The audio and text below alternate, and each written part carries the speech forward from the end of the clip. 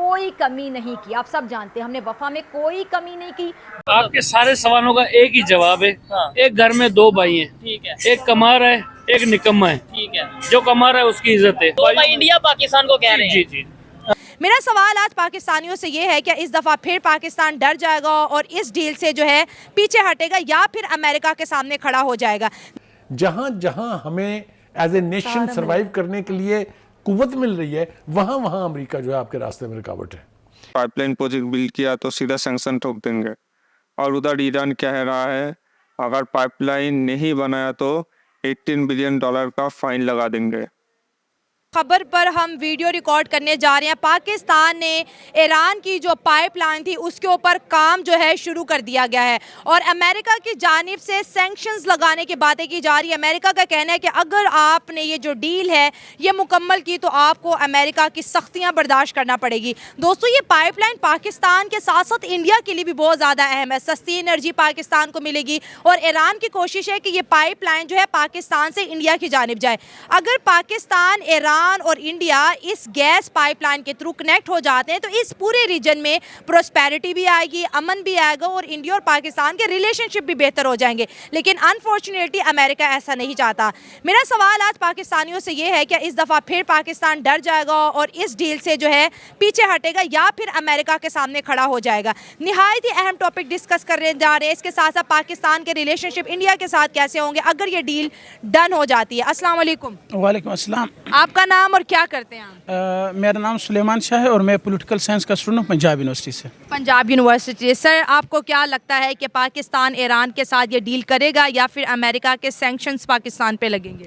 नहीं, ये बात तो ये है कि हम एक चीज़ को आजकल की कम्प्लेक्स वर्ल्ड में, एक इंटरनेशनल पॉलिटिक्स में या इंटरनेशनल पॉलिटिकल जो एरेना है, हाँ। इसको हम एक चीज़ को एक ही लेंस से नहीं दे सकते हैं। हमने डिफरेंट एस्पेक्ट से इसको देखना है। अगर हम लोग इंटरनेशनल पॉलिटिकल एस्पेक्ट से देखें तो इसमें यहाँ पे दो ब्लॉक्स हैं। आजकल जो चाइना इमर्जिंग पावर है, ये जो ईरान है वो इस ब्लॉक में और दूसरी साइड पे वेस्ट है, अमेरिका है या बाकी जो यूरोपियन कंट्रीज़ हैं। तो ऑलरेडी जो ईरान है वो अगेंस्ट द इंटरेस्ट, मतलब जो उन लोगों के अपने इंटरेस्ट उनके अगेंस्ट जा रहे हैं। ईरान पे ऑलरेडी सैंक्शंस लगे हुए हैं। तो जो ये पाइपलाइन है ये पाकिस्तान और ईरान के बीच में ये माहिदा तय पा गया था। लेकिन आज वाले जब में फिर ये पहले भी ये 2008 से 13 तक जो गवर्नमेंट था उसमें ये माहिदा तय पा गया। लेकिन उसमें अमेरिका ने उस टाइम भी प्रेशर लगा कि आपने इसको बिल्कुल कंप्लीट नहीं होना है। वीडियो रिकॉर्ड कर रहे हैं। सबसे पहले हम पाकिस्तान की बात करेंगे कि पाकिस्तान के जो इंटरनल मैटर्स हैं, खासतौर पे अगर हम बात करें बिजली के बिल तक जो उनसे हैं वो अमेरिका यानी IMF जो डिसाइड करता है। क्या वजह, हम क्यों दबाव में आ जाते हैं इंटरनल मैटर में? क्यों दूसरे कंट्रीज इंटरफेयर, चाहे चाइना हो चाहे अमेरिका हो, क्यों करता है? वैसे तो बड़ा सादा सा सवाल है, सबको पता भी है।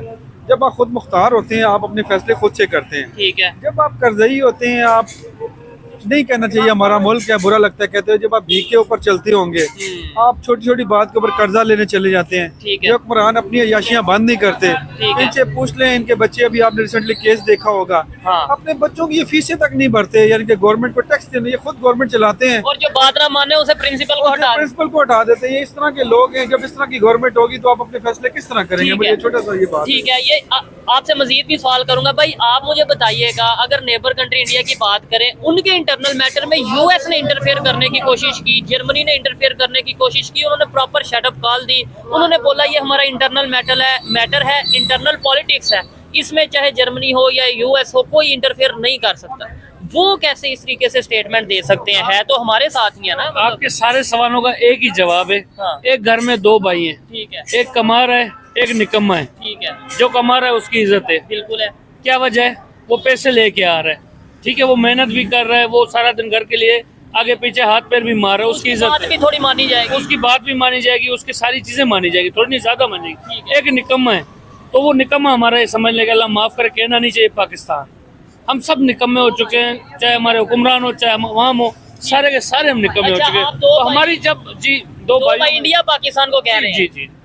हम आपस में लड़ते भी नजर आते हैं, आपस में मुस्कुराते, जो भी चीजें करते हैं। पर मसला ये है कि एक निकम्मा है, एक मेहनती है। जो मेहनती है उसकी सुनती भी है दुनिया। हम निकम्मे हो चुके हैं। तो छोटा भाई बड़े भाई से सीख क्यों नहीं लेता? मतलब क्या वजह? ये आपको पता है, मुझे भी पता है, हर एक को पता है कि आज इंडिया की दुनिया में रिस्पेक्ट है, इज्जत है, इंटरनेशनल लेवल पे वो आगे जा रहे हैं। वो लोग मेहनती है, उनके हुक्मरान मेहनती है, उनकी अवाम मेहनती है, हमारे हुक्मरान भी माशाल्लाह आपको पता है और अवाम भी पता है। ठीक है, आप इसका क्या जवाब देना चाहेंगे? इसका जवाब ये है कि इंसान की ना उनकी प्रायोरिटीज है उनकी अवाम। ठीक है, उन्होंने अपनी अवाम के बारे में सोचना है, ठीक हो उन्होंने अपनी अवाम को रिलीफ देना है, वो इस वजह से ग्रो कर रहे हैं।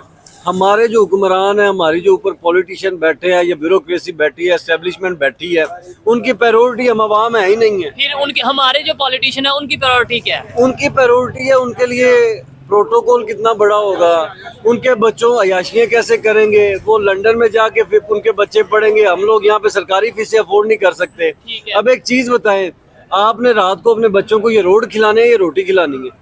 रोटी खिलानी है, एजुकेशन तो दिलवानी फिर है। यहाँ पे जी नई स्कीमें आ रही हैं जी, रोड बना दो जी, मोटरसाइकिल दे दो जी, आटा दे दो। आटा। अब बात यह है कि जब हमें वो एक हमारे शहबाज शरीफ साहब ने एक बात की थी, बैगर्स कांट बी चूजर्स, ठीक है, तो हम बैगर हैं, हम भीख मांगते हैं। हम सब पाकिस्तानी नहीं, ऐसे तो नहीं, आप अपना नहीं कमाते? सर मैं अपना कमाता हूँ, मैं भी अपना कमाता हूँ। मैं अपना कमाता हूँ ना, तो मैं ये जो अभी खा रहा हूँ, हाँ। ये यूसुफ फलूदे वाला है जो, जी। इसने टैक्स देना देना है, है। वो टैक्स का पैसा इसके ऊपर लगना है या इनकी अयाशियों में लगना है? ये बात है। मतलब लास्ट में सर लास्ट में जवाब यही है कि हम उस कश्मीर को बाद में बचाएंगे, जो अपना मुल्क कश्मीर बन रहा है ना, इसको हम बचाएं बस सबसे पहले।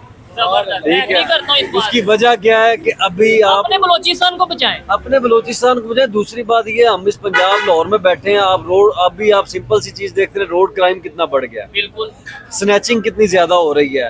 तो बात यही है कि उस कश्मीर को तो हमने तब बचाना जब हम खुशहाल होंगे। ठीक है, जब हम भीख मांगने पे भूखे नंगे बैठे हैं तो हम दूसरों को क्या प्रोटेक्शन देंगे? ये नारे तो लगाएंगे ना कि कश्मीर बनेगा पाकिस्तान, और एक सर मेरी बात सुने, मुझे आप एक चीज बताएं कि मैं एक उस बंदे के साथ कभी लिहाज करूंगा जिसके अपने मसाइल हैं? ठीक है, मैं तो हमेशा जो गरीब आदमी है वो खुशहाल के साथ इलाज करता है, जिसके मसले मसाइल ना हो। कश्मीर को पता है ये पहले भूखे नंगे हैं, ठीक है। इनके अपने मसले हैं, कश्मीर हमारी तरफ क्या करने और आएगा? फिर दूसरे नंबर पे वो कश्मीर की तो बात छोड़ दे एक मिनट के लिए, हमारे पास कश्मीर है, हम वहाँ पे कौन सी डेवलपमेंट कर रहे हैं? हमारे पास तो है ना कश्मीर। तो भाईजान बात सिंपल सी यही है, हम हमेशा यही कहते हैं कि अल्लाह इस मुल्क को चला रहा ठीक है, हो आप गया। भी इसी के कीधे पे रहे, हम भी रहेंगे, ओके, इन्होंने बात की। बाकी अल्लाह हमारे से। चले जी।